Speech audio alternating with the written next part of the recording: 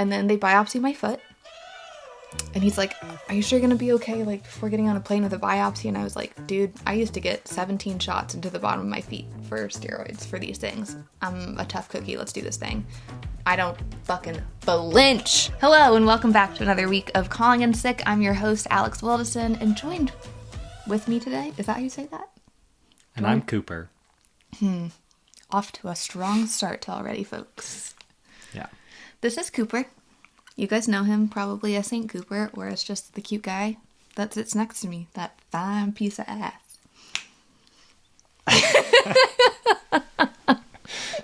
I'm going to see how uncomfortable I can make you this episode. Let's do something else. This is going to be a fun game.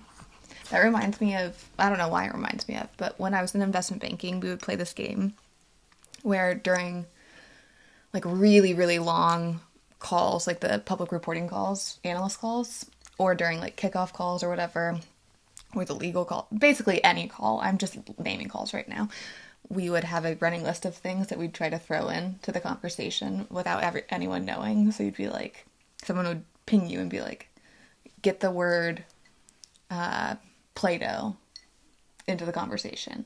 So you'd be like, this deal is really, I just feel like it's really taking form. You know, I feel like the Play-Doh it's getting there. We're massaging the Play-Doh. And you'd get like points, and whoever got the most points got coffee. As you can see, investment bankers work hard. A lot of value being provided. A lot. You know what? That is called imagination station. And if you don't have that, who are you? Exactly. I was obviously the personality hire for investment banking. I don't think that's true. No, but I like to self-gaslight myself into thinking I'm always the personality hire. Mostly because I had a lot of male bosses always give me annual reviews that were like, you have a wonderful personality. And I'd be like, okay, and what about like the work I did? Great feedback. Great feedback. Thanks, and fuck you. That's directed at every single one of my bosses that ever said that to me. If you're listening, that's for you, motherfucker. So should we talk about why I'm here today? I was thinking we'd just shoot the shit for a little bit, but sure. Well, to talk. Because I'm avoiding it. Cooper's here today because I've had a pretty rough few weeks. Some minty bees. I was just going to say so that we could talk about your trip. Oh. Oversharing. And singing. This is a musical episode. A sing-along, if you will. Yeah. Yeah.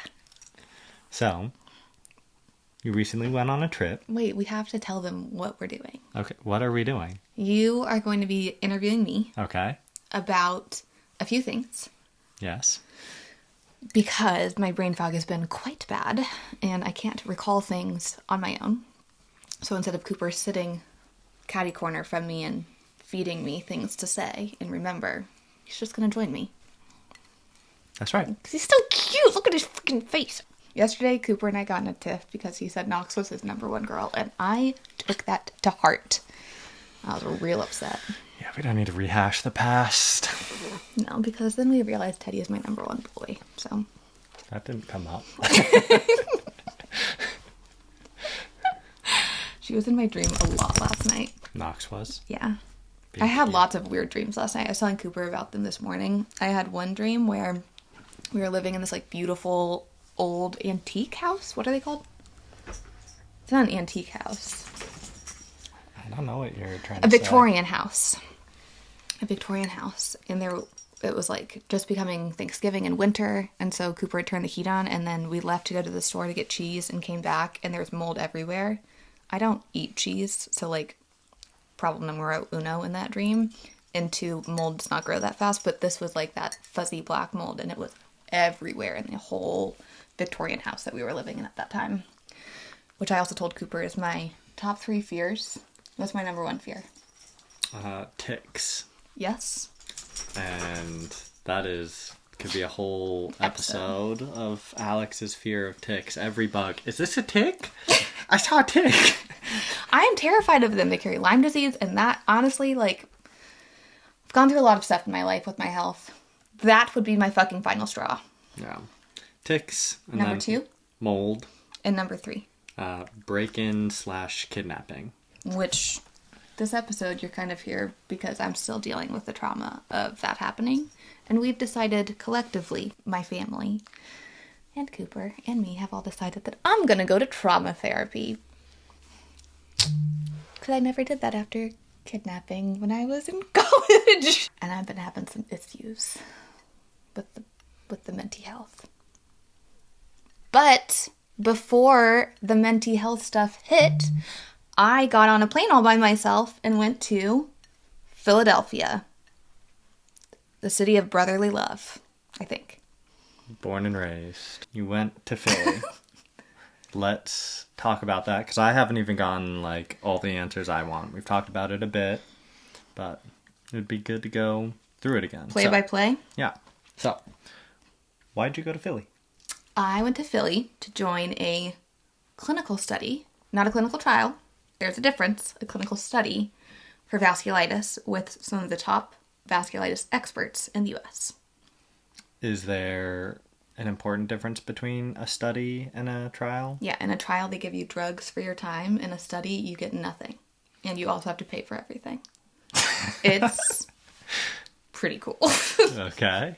And what's the study? I didn't ask that. I'm going to be honest. I just gave them samples of my skin and my blood and my DNA, and I was like, do with it what you will. Okay. How did you become aware of this study, and why did you decide to do it? So my doctors in Austin have put their heads together, and they were reaching out to my doctor at the NIH, who we love, and he was going to help us kind of figure out next steps, because I'm not responding to the medications that I'm currently on as at the level that they want to see, because meaning I can't get off prednisone yet. Like, I've been trying, I'm struggling, I can't get off of it. Every time I try to taper prednisone, I flare more, so they're like, we've got to figure out something else. We tried my Fortic, that caused me to have crippling depression, and then we were at a loss of what to do. So I was going to go there to figure out, like, what else I could do, future plan, and also, like, what's in our option for emergency and for when we want to start a family. Unfortunately, a lot of the NIH has been defunded because of the current political environment, which, if you can see my face, you can understand my reaction about it all. But I'm not going to talk politics on this, but I am not pleased about that. But thankfully, my doctor at the NIH is working with the team at Penn Medicine, so that was kind of a roundabout way for us to get access to him again. But I was going there to meet with rheumatology and dermatology. I was supposed to meet with neurology too, but that didn't pan out. But those two divisions to talk my history and see what they thought about me. Okay. And they thought I was pretty cool. So to get some extra professional help, to get a new set of eyes. Yeah, long story short. A specialist on your case, and yes, more options for us in the future, because it's felt like you've done a ton of treatments and it's just not quite working where we want it to be, and we need some fresh ideas. Yep, pretty much. You could say that. Okay. And you went on this trip all by yourself. I did. Plus Knox. I decided morning of to bring my service dog. Well, I had prepped to bring her. Yeah. But I wasn't entirely sure if I would bring her or not. Yeah. I polled the audience on my socials. Everyone said bring her. Cooper had an important work week, and I'm trying to be a supportive wife. He's been very supportive of my careers, and so I was like, you do not go with me. You stay here and you get that FaceTime in, and you meet your team, and you show your leadership skills and prowess, and you did. Yeah. Well, and it wasn't a whole week. It was, what, 2 days? It felt like a whole fucking week. Jesus. Jesus. You went there on Tuesday and you flew back on Wednesday. That was it? Yeah. Oh my God. I could have sworn it was like Monday through Friday. Yeah, well, you haven't gone on a solo trip but you were also gone during the daytime on the other days. So, like, I was fending for myself for, like, food and nourishment. For lunch. I made you breakfast and dinner still. I feel like that's not right. That can't possibly be true. Yeah. It was only one meal? Yeah. Really? Yeah. I mean, there's a couple times. There's actually, no. I had 2 nights where I had dinner out. But anyways. I think I was in Philadelphia those nights. Yeah, anyways. It's times like this what makes me worried that we're going to have a baby one day. If Cave Woman could do it, I can do it. That's what I keep going back to. It'll only be hard if babies need to eat. Or go places or anything like that. Just kidding. I'll be able to pull it together. Yeah. It's my one. If I have 3 nightmares, I have only one dream. My one dream is to be a mommy. You haven't gone on a solo trip in a while. You were pretty nervous. I don't think I've gone on a solo trip where, like, I wasn't meeting someone that I knew on the other end, like at the airport or something, since investment banking days. Yeah. So, you get yourself together, fly direct, right into Philly. You're staying near the facility. Yeah, like 10, 15 minutes. I stayed in Rittenhouse, which is a very cute area of Philadelphia. I'm so glad I didn't do any research beforehand, because when I got back, I had many people tell me that Philadelphia is not a very safe city. And I was like, oh, well, boy, oh boy. Am I glad I did not know that. But I stayed in a very safe area, I think. It was adorable. It was very cute, kind of like older architecture, historical vibes. I didn't really leave the block that I stayed on. Like, my hotel was on the same block of the restaurant that I ate at twice. Because why complicate things? What else? I packed amazingly for this trip, which if you have been following me for a while, you know that that is truly like, I won the Olympics. Like 200 pounds of clothes for like... Not clothes. Medical devices and things too. Not clothes. And makeup and shoes. Not clothes. Just like you need an entourage for bags for like a 4-day trip. Yes. Most of it is medical gear. My compression legs, my PEMF mat. I travel with my devices. Yeah, and they're heavy. And a lot of other stuff, which is okay. I digress. I did a carry-on only. Carry-on only. Mm-hmm. A bag. And in my carry-on, I packed a shaker with protein powder, bone broth, a couple snacks, so that I could have breakfast the next morning. Like, I thought through every single piece of this trip. Yep. Because I was going to be by myself, and I was going to girl boss it, and I did. Good. And you loved Philly overall. I loved Philly. I thought it was so cute, which is why I was, like, shook when I came back. And people were like, it's not a safe city. I was like, really? It's so fucking cute. It's adorable. But I think I just stayed in the really cute, safe area. And then the medical district is also, like, so nice. Okay. And you want us to go back there, check it out at some point. Well, we will be. We will be, because sneak peek, I got into the clinical study. Okay. They told me, girl, you are so cute. You are in. That's actually the perfect transition. Perfect. So, let's do it. What happened day one? Travel day, or... Did you just travel the first day? Oh, yeah. You traveled, you ate, you went to bed. Cooper was at work. I had to leave Teddy by himself at home, which we have never done before because we have 2 dogs. And it was the most heart-wrenching, tear-jerking... I cried in the Uber. I was, like, distraught that I had to leave my sweet, sweet boy. But I got there. I got to the airport. They did not have a wheelchair for me. I was pissed. They were like, oh, you know, we'll get it for you. You'll be fine. And then these older people came and sat down, and they got a wheelchair immediately. And I was like, this is fucking ableism at its finest. And I was so pissed. I got up, and I just walked through, which did not help my point at all. I need this wheelchair, and if I don't right now, I'm gonna walk away. I have a dynamic disability, damn it! Yeah, well, you don't look sick, so. I know. But then I got to the gate. I told the gate agent I did not have a wheelchair, but I need to pre-board early, and they were pissed that I did not have a wheelchair. And they cleared the seating area in the wheelchair spot, because there were people that were just like some young boys sitting there, hanging out. There's always that. It's so young annoying. boys just Or no, just like random people hanging out in the handicap section. I'm like, the chairs are close to the door for a reason. Yeah. But anyways. So then they let me sit there. They let me board early. They helped me load my stuff in. It was very nice. And I actually had the same flight attendant on the way there and on the way back. Wow. And she noticed that on the way there I could walk decently well onto the plane. On the way back, I had a biopsy in my foot, and the lidocaine had worn off by the time I got on the plane, and I could hardly walk. And so she like basically carried me to my seat, which was really nice. That is very nice. But anyway, landed in Philly, got an Uber. Uber driver was super nice. Got to the hotel, checked in, blah, blah, blah. Went to dinner. Took myself to dinner with Knox. I brought a book. I did not read. Instead, I eavesdropped. There was a table of 3 gentle sirs next to me. They got... I mean, if I drank as much as they all drink, I would have been shit-wasted throwing up. They were totally fine. They were also investment bankers. And I sat there for an hour and a half and listened to their entire conversation. Wow. Near the end, I realized I haven't gotten Botox in over a year now.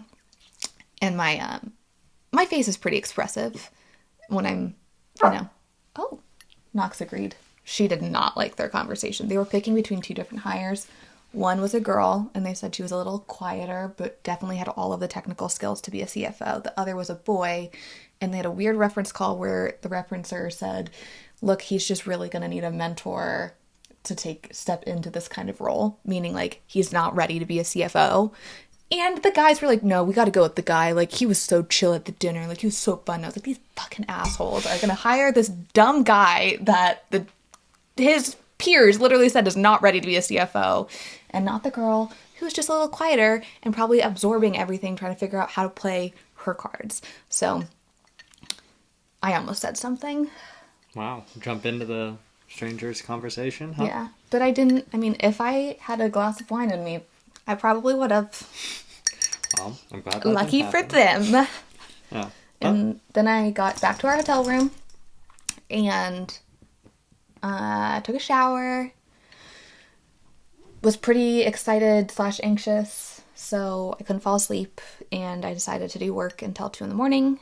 And then I finally fell asleep, got up, fed Knox, fed myself, took her out to go potty, got an Uber, went to the hospital.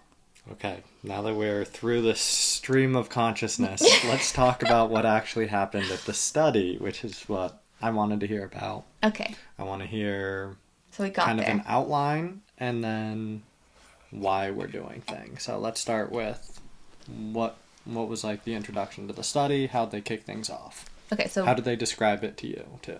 They didn't really describe it to me. Okay, so you just get there and... I just, blindly trusted my doctors, to be honest. Okay, so let's hear it. So I got there, I checked in, got into a room, and it was rheumatology first. And I met with my rheumatologist there's nurse. There's, a name for that higher up nurse, and I can't remember what it's called. I don't know. She was really nice. We chatted for a while. Good banter. Told her my whole medical history. Sometimes I walk away from those things. I'm like, we're going to be friends. But then I remember that they were just asking me those questions because it's their job. Sad. Good appointment. The doctor came in. He was, pretty funny. He had a huge personality. And, big curly hair. Huge curly hair. Very scientisty. Very scientisty. And he was just punching the jokes. I'd had enough coffee to keep up with him to some degree, which was good. The appointment went way over by 30 minutes, and he told me, no worries, your other doctor is one of my friends, and I always make him late. This is actually one of my favorite things to do, and I thought that was pretty funny. And then he, walked me over to the other doctor's office, which was really nice. That's really good. So we start rheumatology, we get background. Yep. And that was pretty much it? Yeah, he was really interested in my, childhood, because I've had this autoimmune thing since I was a kid. Yeah. Which still is, very much question mark. I say that it's mixed connective tissue disease / lupus, but I swear every rheumatologist that I see says it's something different. Which is, both frustrating from a patient perspective, because you're like, so who am I? What am I? And also at this point now just fucking comical. I'm, collecting all the cards. Do we say to the rheumatologist, hey, I hear something from different from every rheumatologist, and what do they say in response to that? They just kind of laugh it off. Yeah. And they're like, well, it is pretty hard to say. I'm like, yep, it is. So what was... The childhood questions? The childhood questions. Where did that lead them? Why was it important? So they asked about, my did you have a traumatic childhood? Did you have a traumatic birth? Did you have anything like that? And I was like, yes. Not a traumatic childhood, don't worry. But a traumatic birth, yes. When I was born, I tried to take a breath of air too early, and I was still inside my mom, sort of. And I inhaled mucosum, which is like... You can just leave it at mucosum. It's baby poop in the uterus. And I came out blue, because I wasn't breathing then. And I had my lungs suctioned out. Almost died. And then I was on antibiotics my first year of life because I had such bad, like, eczema, skin stuff, and allergy stuff. Probably from that. So, yeah, they were intrigued by that. And then they were intrigued by, like, what my flare-ups looked like as a little kid, which would be, like, swelling of just, like, very specific joints randomly, and they'd get huge, which I don't really have that anymore. Like, I don't get super swollen joints. No. I call it crunchy, where it, like, feels like mechanical pencils that are stuck, and you can't, like, bend it all the way. Speaking of mechanical pencils, should I tell the story about when I cornered the mechanical pencil market at school? I mean, we should tell that story at some point. Brief little sidebar. Second grade, I had lots of small businesses as a child. In second grade, I saved up all of my summer money from doing chores, from babysitting, from everything. And I cornered the market. I bought every single mechanical pencil, and we had like this gray box at school, and you'd put quarters in it, and then you could like press a button and get a mechanical pencil. I bought all of them. And then I jacked the prices up, and I carried them with me at all times. And I was like drug dealing these mechanical pencils at school. Then I got in trouble, and I was told I was not allowed to do that anymore.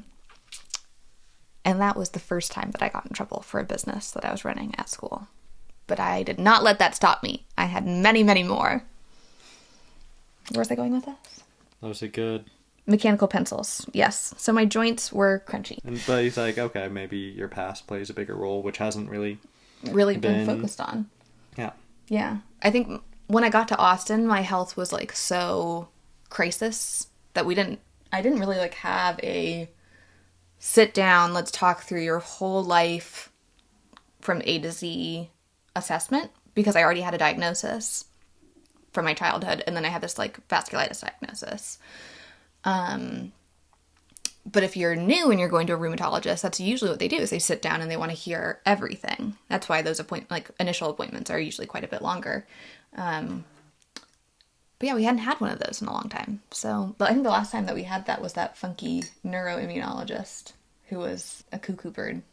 That's a story for another day. That is a story for another day. That man wanted to run some science projects on me. Yeah. Your rheumatologist walks you over to the next doctor appointment. What does that consist of? So that one was a pretty funny appointment. Okay, tell us about it. So we get in there. It's a dermatology appointment. He is so nice. I loved this doctor.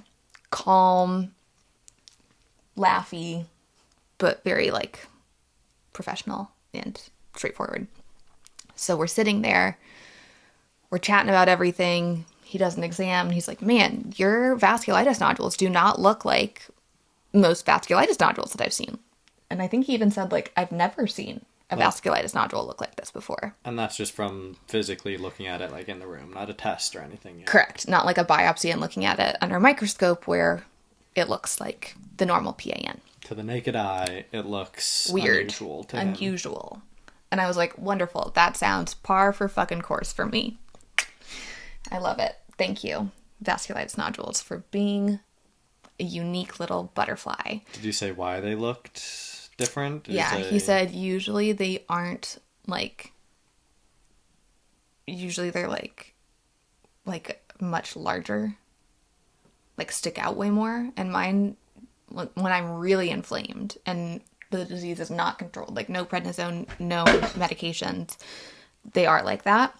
But when I am somewhat disease controlled, then it is like smaller bumps that are squishy. Interesting. Yeah. Okay. And so he was intrigued by that. All my other like symptoms check out. Like I get really bad night sweats.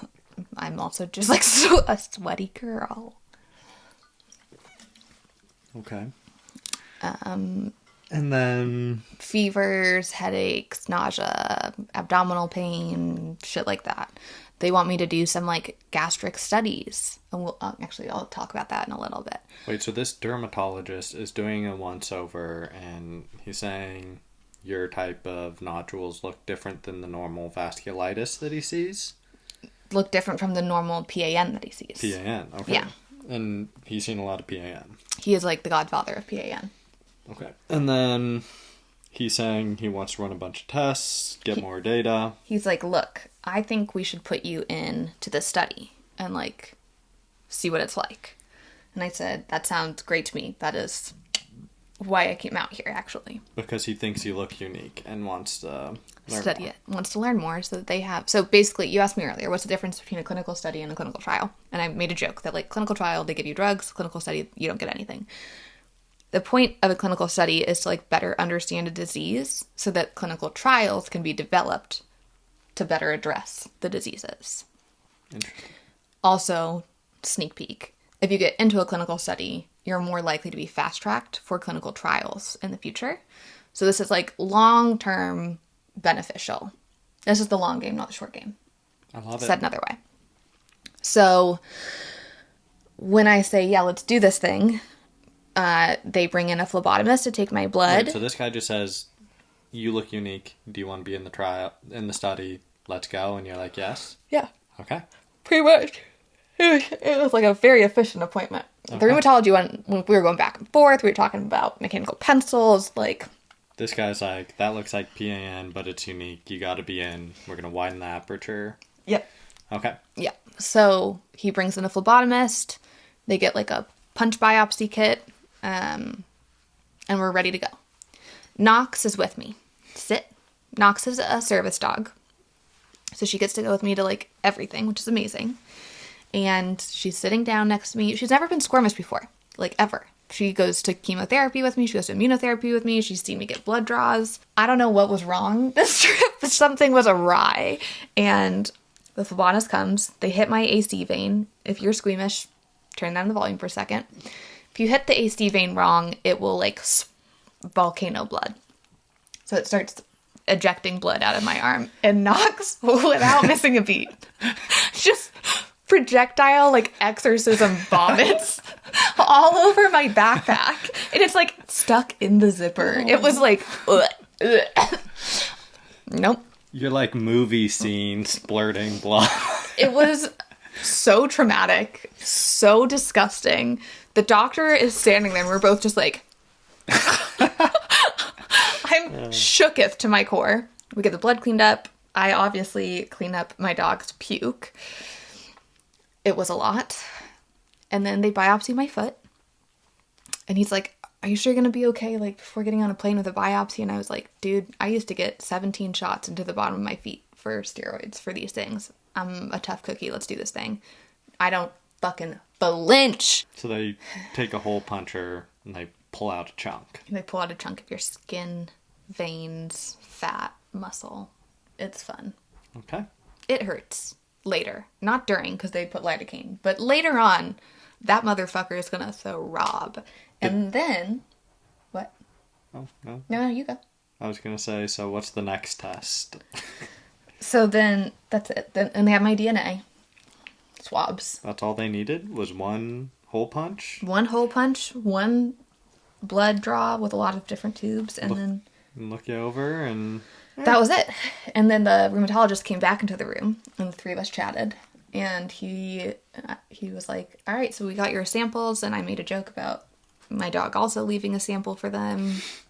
We all laughed. And he said that they were going to, like, do grand rounds and huddle. That's, like, when the doctors all sit down and chat together and discuss their complicated cases or patients to brainstorm together. Because medicine is an art and a science.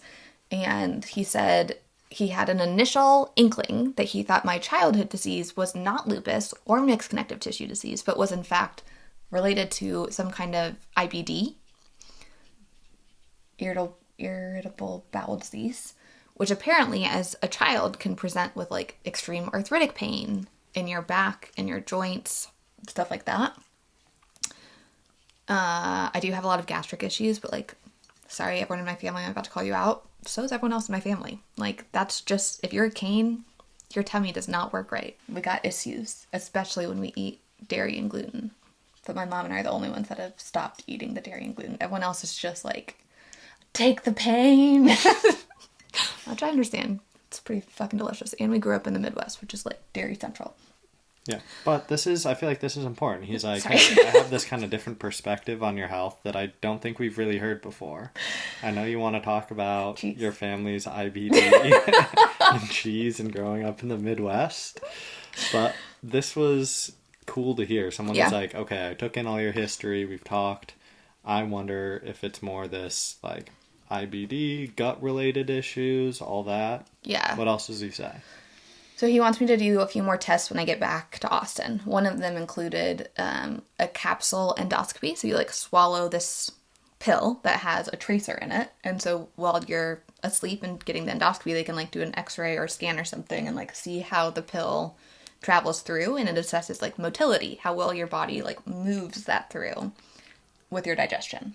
Haven't you done this test with like a radioactive egg or something before? That was for gastroparesis. Okay, so these are different. These are different tests. Okay. And that's going to inform more about how Honestly, all that works? I'm not really sure. Okay.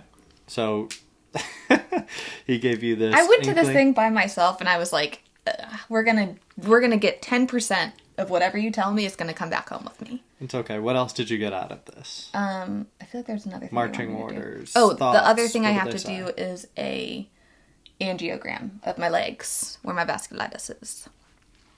And what else? In my arm. Other than the test that you need to do, This what one. else did they say? They said that I was hypermobile too. Which was a win because Cooper, I will watch so many things on Instagram and be like, Cooper, look, hypermobility. Hey, I think I can do that. And he'll be like, that. Right, no, we shouldn't. Oh, God. I'm hypermobile. See? And so the doctor was like, oh, can you touch your toes? Do you stretch well? And I was like, I don't stretch. And yes, I can put my hands flat on the ground. And he was like, has anyone ever told you you're hypermobile? And literally in the back of my head, I was like, I'm gonna fucking tell Cooper I'm hypermobile finally. So what was your overall impression? Like, My overall what's your impression take home is from that, this 2-day thing? one, I'm very excited. I'm very excited to be in the study. I feel like we're going to get good things out of it. We have some like really good brains all collaborating on it. I think my doctors feel like a burst of energy that they have other people to collaborate with on this. Two, I'm really proud of myself that I did this all by myself with little knocks. And three, I'm definitely going to need to FaceTime someone in for my next appointment because I have the brain of a goldfish. I think when you first got back and you were kind of telling me the excitement about having some fresh eyes, them taking this new perspective, and kind of taking a more proactive approach to like dealing with your health has been really good for you. Yes. Sorry, Knox is trying to get... Oh, there we go. And I'm really glad you went. And Me I'm really too. glad you did this. And Me I'm too. really excited to see what they say because I think it can add some more context to what we're doing. I think so too. We've known you've had some gut issues too. I'm curious to hear how someone with like a very fresh perspective is going to work that into how we treat your health. Me too. I'm pretty excited about it, I would say. Any other life updates that you wanted to share this time around? Oh, they want me to flare to do those tests. Oh, wait, yeah. So they told me that I have to get off prednisone to do these tests. And what else did they say about prednisone? That it's the second most toxic drug I've ever taken in my life. Which is concerning because, again, if you've been listening to this for a while, I've been on and off prednisone since I was literally 6 years old. So that's not great. And like pretty high amounts at certain times, right? Yep. So that's interesting. Great success. They want you to get off Prednisone and make myself flare so that they can do Flare these up. testing. and then do testing. Yep. Which when I got back, I was like super overwhelmed by that. And then I talked to my doctors here and they're like, we're not going to taper you in 3 days. Like they said, we're going to do this nice and slowly. Like this is still a marathon. This is not a sprint. We don't have to get the testing done immediately. We can get you off the prednisone safely because they know that I have psychosis with prednisone tapers if I go too fast. Yeah. And honestly, And I'm already not in a great mental health space. So that didn't feel great as a potential idea. All right. So talking about your prednisone taper and mental health and how we're working all that. How's your mental health been? We've had some ups and downs lately, I would say. A lot of downs recently. A lot of downs, mostly downs. Mostly downs. I did what's not. Going on? So I would say when I first got diagnosed with vasculitis in 2019, I started, like, that was the first time I ever experienced depression, I think. Like the rough depression. But it wasn't like as bad as it's been in the last year. My botched spinal surgery like really fucked with my mental health, as it probably would to anybody, but like it took it to a whole different level that I've never experienced before. And for the last, I guess it's been a year and a half now, it's been off and on. Like I've had waves of not struggling with it, and then some waves of like pretty bad bouts where I have like passive suicidal ideation and just like feel like I just don't want to be here, and like I get really hard on myself, and then like it usually coincides with like flare-ups and mental health or physical health not being great, and then I just like beat myself up in my head about not being where I want to be and XYZ. And so that's been a little rough. And then when, I think because it was like a safety thing with the botched spinal surgery, that like for the last year and a half has also like revved up some PTSD stuff with when I got kidnapped. Like it just like was, my sense of safety was rocked, of like trusting your environment or whatnot. And then when we had this like attempted home invasion, that like exacerbated again.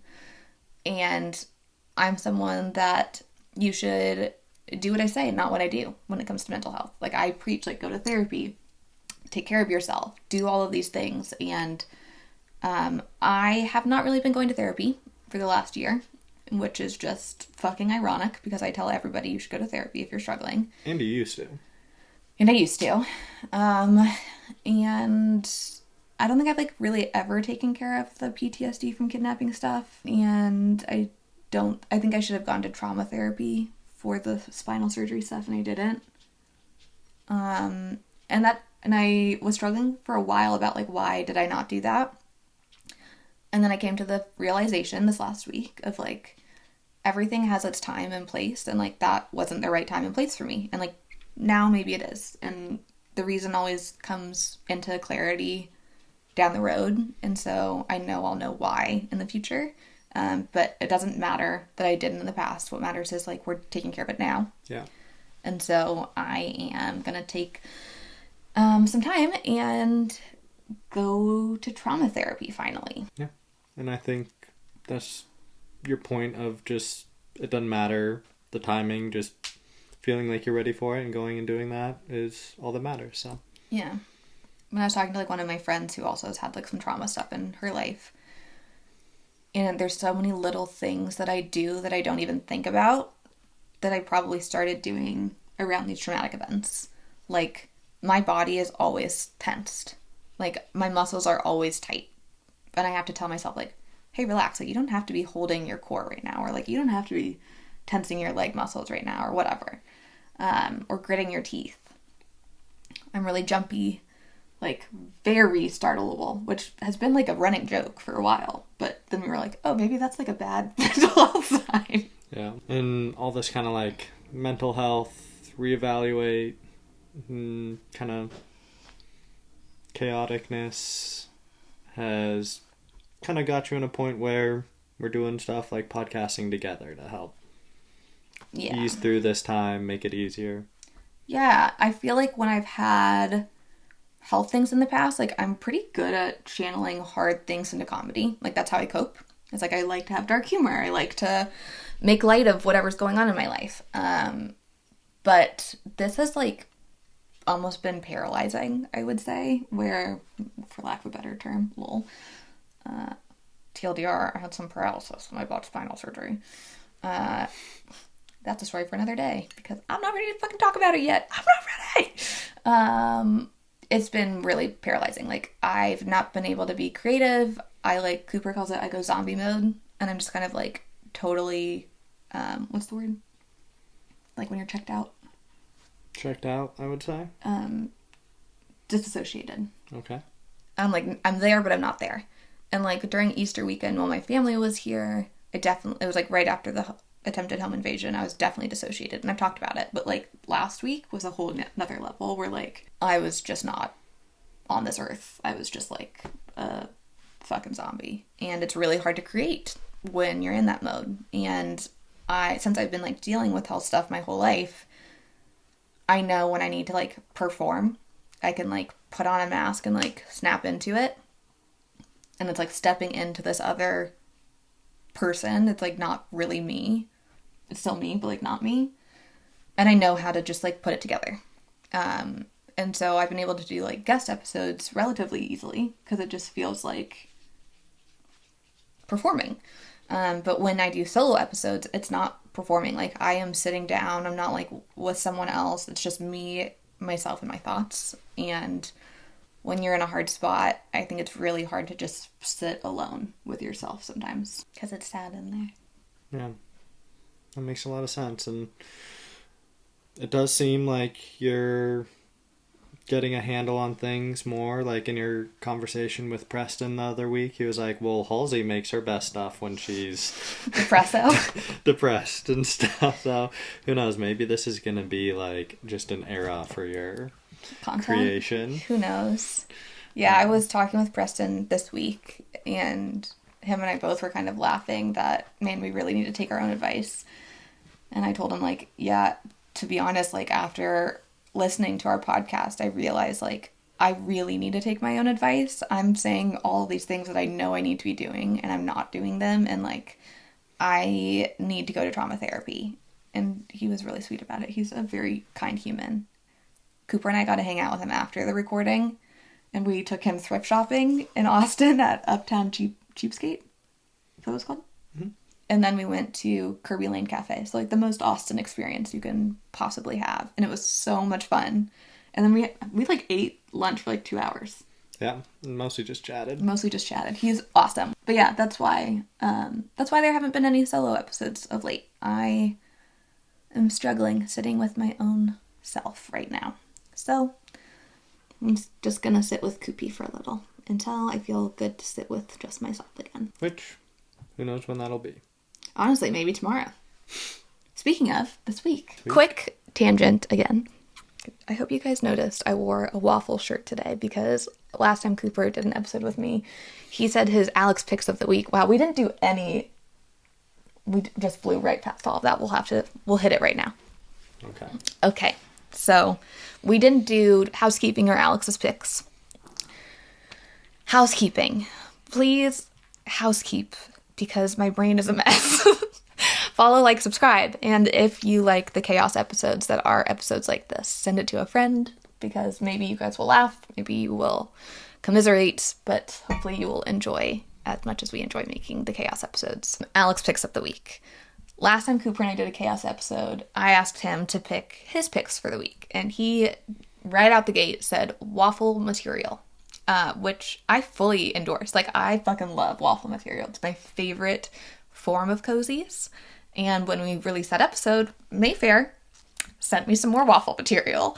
And that was probably one of the coolest things that's happened to me since I started content creating and podcasting. So, huge shout out to Mayfair. You guys rock, and also your Mayfair, your waffle material is rockin'. Very happy to hear it.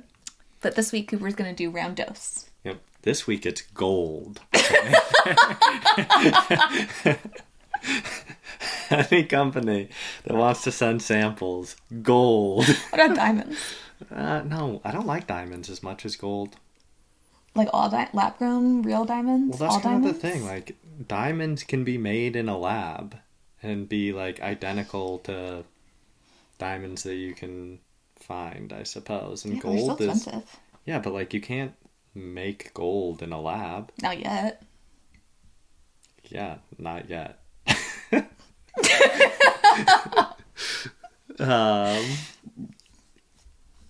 Yeah. Okay, not so gold.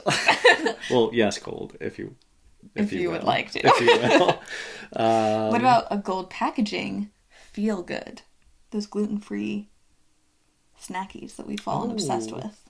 Did you like how I just said fallen obsessed with? Yes. I read something this week that someone said fallen pregnant, and I was like, that's a phrase I've never heard before. I guess it is. But what's this gluten-free frozen snack brand? Is it called Feeling Good? It might be Feeling Good. I think it is. I'm like, I can picture the box. It's yellow with like blue. Or Feel Good. Feel Good, something like that. Sorry. You get it at Whole Foods. And Central. And, well, that one's not like a... You can get it at Whole Foods, unless you're in Texas. You can also get it at Central. You can also get it at Sprouts. It's delicious gluten-free foods that you usually can't get elsewhere. So, like, egg rolls, pizza bites, pizza pockets. Okay, that's good for the list. And we Pancakes. usually let... Okay. And Cinnamon roll?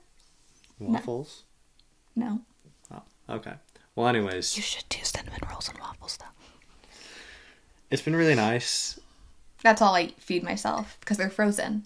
So it's pretty easy to cook for when Cooper's at the office. Yeah, because, like, otherwise, everything is, like, homemade. Yeah. And it's been really hard to find something that fits your dietary restrictions and is also, like... Easy. Short and whole, like, ingredient lists. Yeah. Like, not a bunch of baloney. So, I do really like those. And it gives you a little bit more independence. It gives me a little bit more independence, which we love. And it's delicious.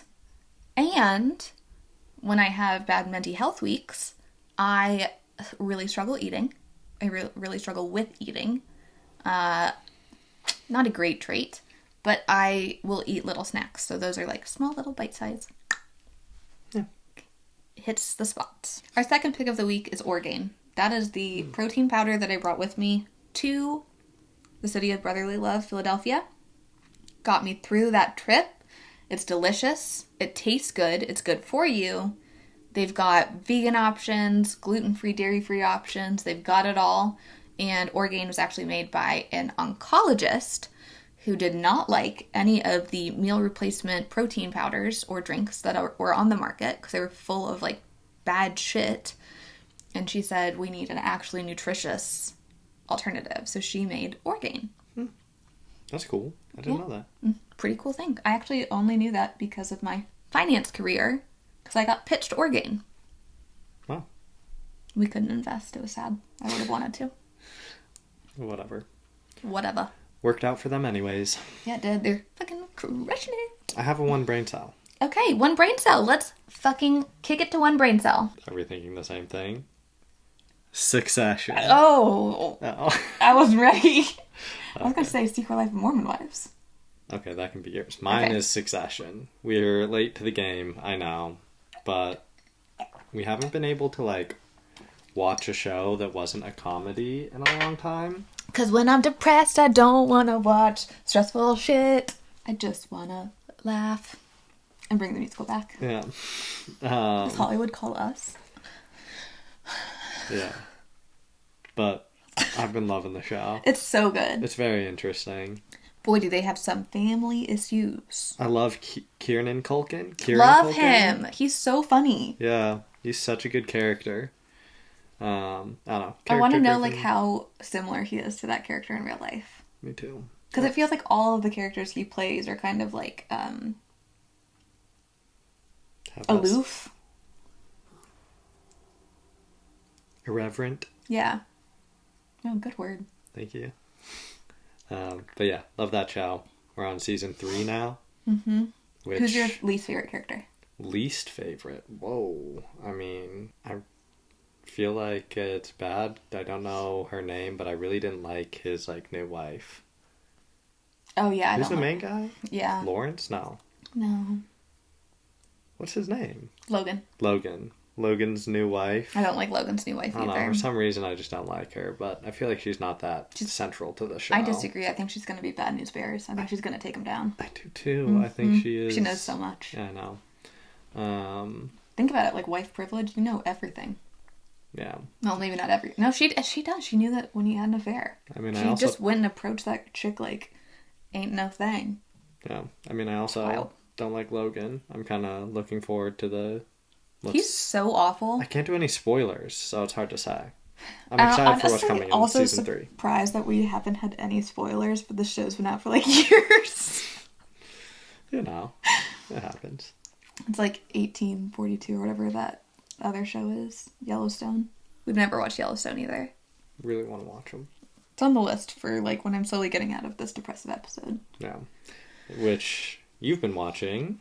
Secret Life of Mormon Wives, because that one is great for your mental health, because you see other people having far worse mental health issues and you go, maybe I'm not that bad. That's healthy.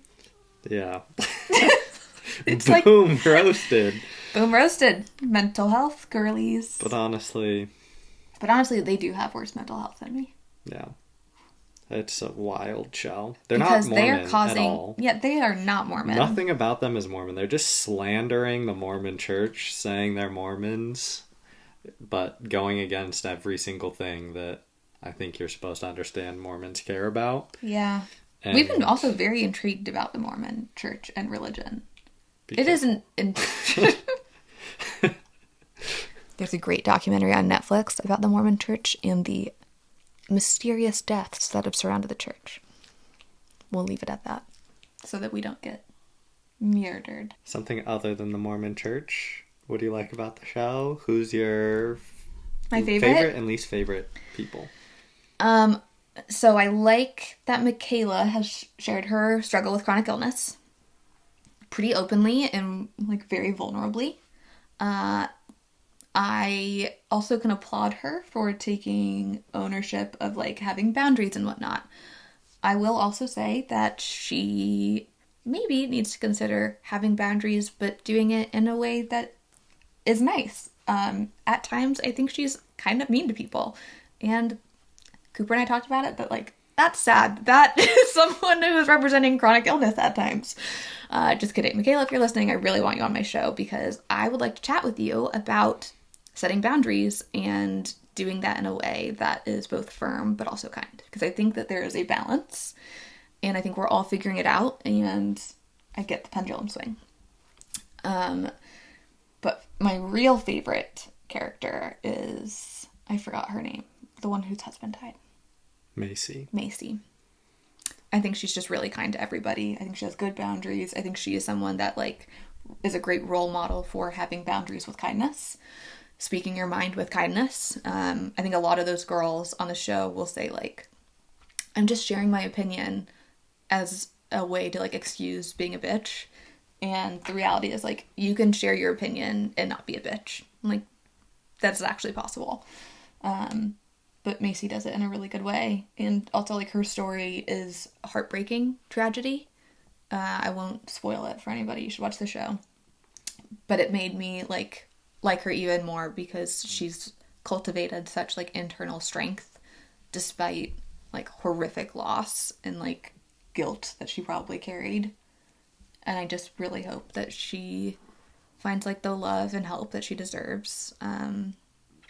She's a little sweet little baby angel. And she's either dating or married to a guy from my high school. Oh yeah. Hi, Jacob. That's so cool you just said that. Maybe he'll watch it. Maybe. You can tag him. Maybe. Yeah, that was cool when we watched season 1. Cooper was like, whoa! I know that guy. That was really cool. I also loved the husbands of Mom Talk, the Dad Talk this year. I thought that it was pretty funny how they embraced it. Whitney's husband is my favorite. He was just like so vulnerable and kind and he doesn't seem fake. A lot of the husbands seem kind of fake on the show, but he's like, he is who he is. And, Teddy. Ox is on Teddy right now. She's sitting on him and Teddy fucking growled. She's kind of heavy. You think she's crushing him? Julie, who helps produce this show, watched Teddy when I was in Philadelphia, and she got curious and weighed him, and he weighs 9.82 pounds. Almost double digits. Almost double digits, puppy. Yeah. He's like, after I eat him double digits, Mom, look at this body. Yeah. Body's by Teddy. Body's by Teddy. Oh, buddy. Okay. Well. Okay. And does this wrap it up? Because we've got to get you to IVIG. Yes, it does. Okay. Thanks for catching up with us, guys. We love you. And catch you next week. Bye, all. And that's a wrap. Thank you so much for joining me for another week of Calling in Sick. As a reminder, I would love for y'all to like, follow, subscribe, save, share with a friend, do all of the things. It truly helps grow this community, and it helps these episodes reach the people that need them the most, whether that's for an educational piece, to have a little laugh, or to not feel so alone. As a reminder, Calling in Sick sits on YouTube, Apple, and Spotify, and anywhere else where you can find your listens. From the bottom of my heart, I absolutely love you guys. Thank you so much for calling in sick with me every Monday. It's been an honor and a pleasure so far, and I can't wait to continue. I can't wait to continue building this community with y'all. Love you.